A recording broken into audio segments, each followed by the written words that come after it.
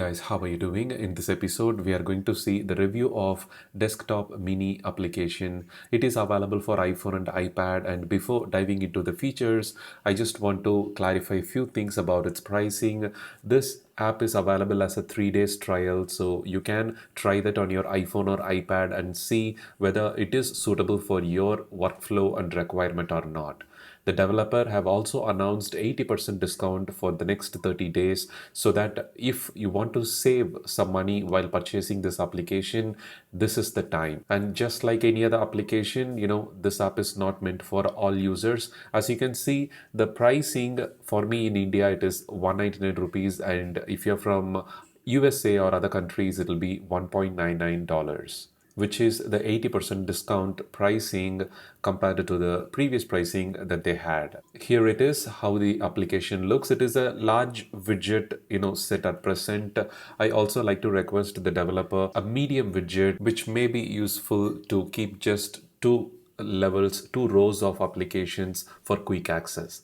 This application brings, kind of a desktop view, and it places the shortcut to important files, documents, folders, photos that you frequently access with. Personally, I think that more than iPhone, this app will be very useful for iPad users who use it every day for their document, web browsing, and various other productivity purposes. So inside the application, when you tap the widget, it will take you to the application, and you can see that you can create up to 3 desktops. You can configure it while using it on different home screens. 3 different widgets with completely 3 different sets of files and shortcuts quickly access with. You can customize the background of that widget, based on your wallpaper. If you want the widget to be in specific color to match with the wallpaper, you can change it inside the application. And all the controls are, laid out pretty good at the top section of the widget.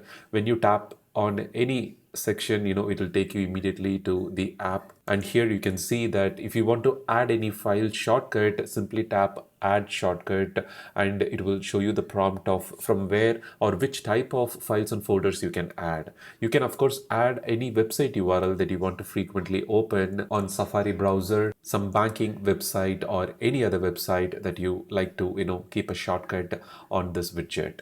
And you can create a shortcut for a file or folder available in your iCloud drive or within the Files app. Even if it is stored within your iPhone storage, you can simply select it here and the shortcut will be placed in your widget section.